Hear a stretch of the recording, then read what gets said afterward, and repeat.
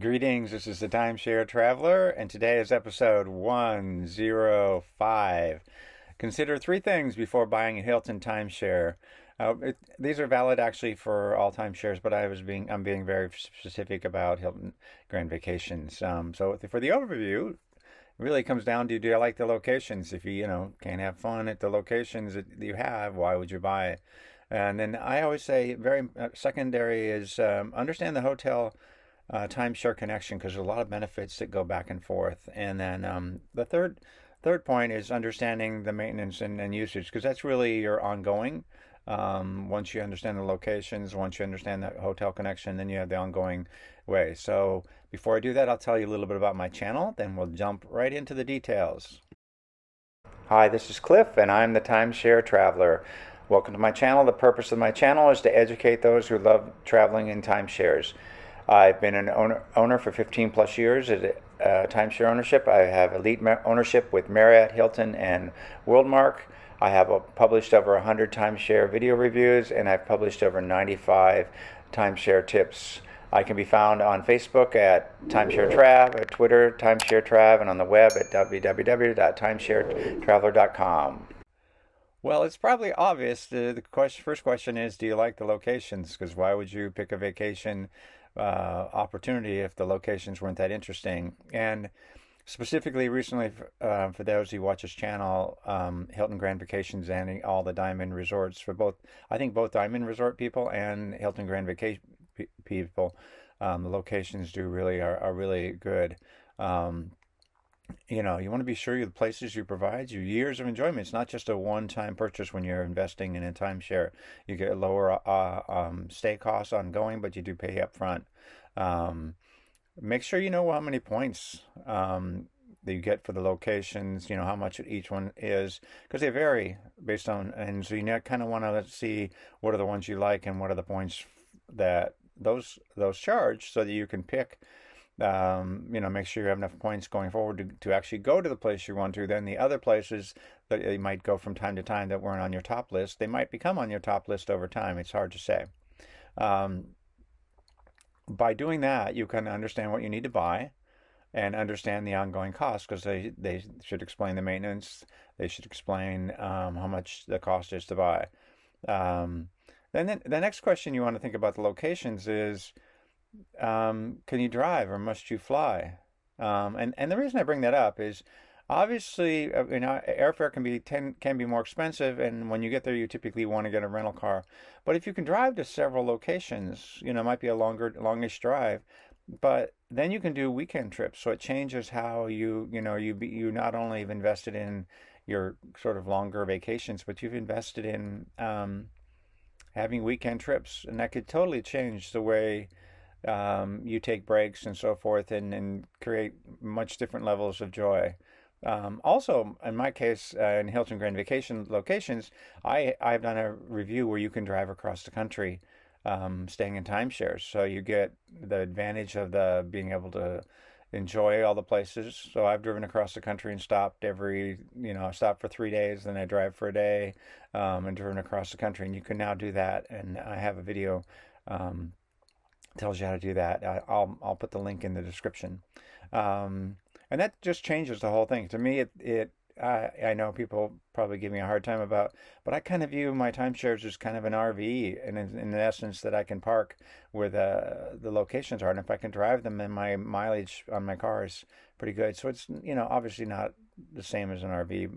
There's huge differences, but it gives you the idea that one of the appealing parts of an RV is that you can drive across the country. Well, you can do that with Hilton Grand Vacations now, and particularly if you include the hotels that are part of the overall package. Again, weekend getaways, that changes the whole way you think of timeshares as a vacation spot. But if you can do weekend getaways, that changes everything. And just personally, I upgraded twice this year, and I did specifically because the Diamond locations added 2 locations in Hawaii for sure, but more that I could drive across the country and I could go to my family reunion and stay in timeshare. So it just changed all that I could do, and it's really a big change for me. So I'm pretty excited about it. But let me jump to the next topic.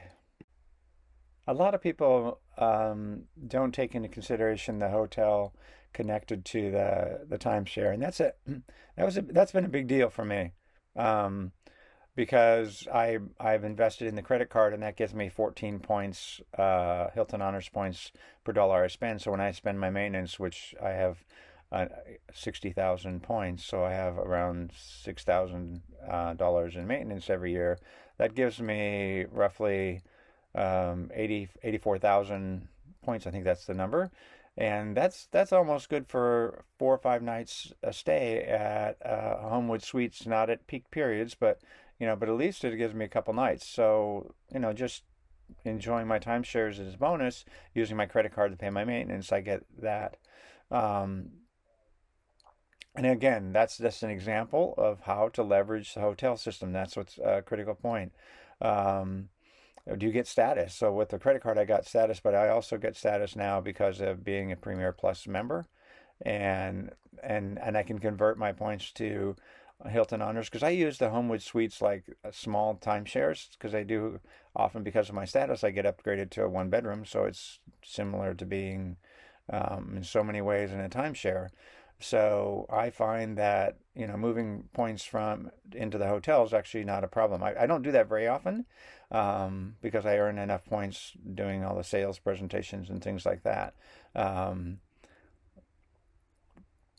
so I mean, you can rent the timeshares with cash, hotel points in cash, and use your credit card to get more points that way. So maybe you don't need to upgrade as many points because you're going to take advantage of the rentals because some of the locations you have are available within 30 days. So that's an example where you could use your credit card to actually earn hotel points because some of your locations, let's say it's Orlando, you live close to Orlando, there's often availability in the last 30 days. And so you can just rent the room, use your credit card, earn Hilton Honors points, and then end up potentially getting almost a free night stay for the week stay that you had at the timeshare. Um, so anyway, those are the key things, and then vice versa. Because you've got the Hilton Honors, I can sometimes actually book my timeshares using the hotel points, so I can actually add additional stays. Okay, let's talk now about the next topic.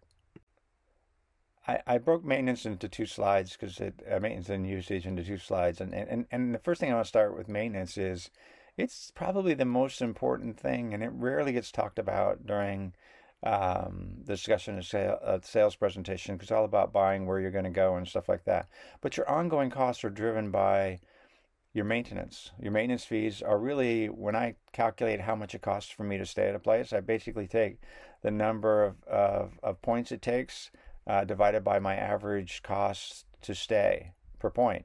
And I figure out how much it actually costs. And you'll see super huge savings. But sometimes how you buy affects how much your maintenance fee is going to be. And it's your long-term payment. Once you've made the payment, it's kind of like, I'll use the RV analogy again. Once you buy the RV, you can resell it and usually don't recoup very much. And the same is definitely true with timeshares.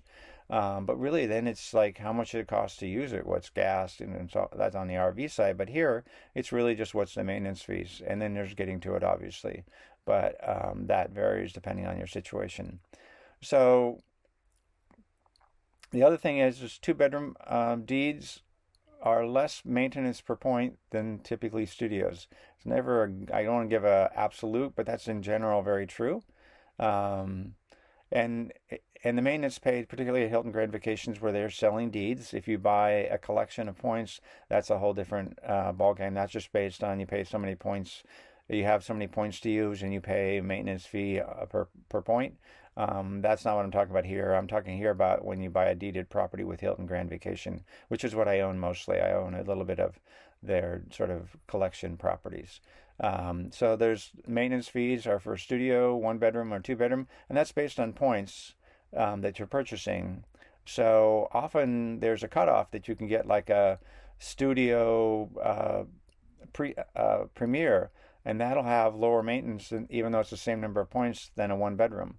So you have to kind of know what you're buying because it'll affect how much you're paying maintenance, and always try to calculate what they'll try to keep the lowest cost point on maintenance. So it's really important to work through that when even before you buy. Make sure you know what you're going to get into, what your annual maintenance is, and how much it's going to cost at the various locations you're going to be.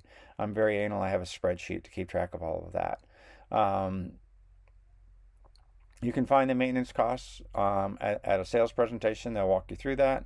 They know you're serious about buying, so they better help you with that. The other way I do is I look on the resale markets. Red Week is a good example I use a lot.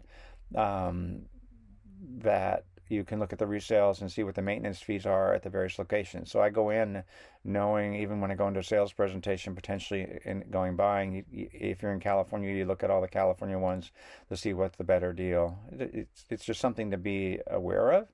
And again, the general rule for the Hilton Grand Vacations is Las Vegas has lower maintenance.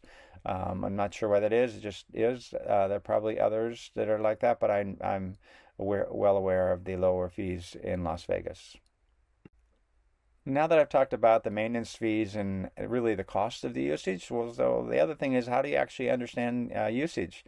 And really, understand the booking windows. It's 12-month for the home resort, 9-month for other Hilton Grand Vacation clubs, and then if you're buying in Hilton Grand Vacations, the club resorts, which are the diamond resorts, you have a 6-month window. As a general rule, I'm able to book what I want in the windows. My exception is Maui, and that's being built out, so I suspect that will get better over time. And some of the Florida resorts and Marco Island and stuff are very limited in inventory, so that I've actually never even tried to book those, but they're very difficult. I've looked at them. And I'm of the opinion that over time, the usage windows are going to shift as the merger gets further and further behind. They may create a different program. I'm sure there's some legal ramifications, so they won't be able to do everything. But I think over time, the resorts will merge and be upgraded and so forth. And that's what I think will happen. That's my opinion. But again, I think understanding the booking window, and I'm really happy with Hilton Grand Vacations. I'm able to book pretty much whenever I want, but I book close to those windows. So when it's 6 months, I'm looking at something if I want to use one of the diamond resorts. When it's 9 months, I'm booking right then. You have up to the 2 months before to cancel. And that's another thing you should keep track of, is what are the cancellation windows that allow you to get all your points back. There's some restrictions on that, but those are important things to learn. Anyway, I hope you enjoyed this video. Want to give you a lot of information on kind of the getting ready to buy, and also even if you're getting ready to upgrade, these are all important information. Really appreciate it if you'd hit the like button, and don't forget to subscribe. Have a good day.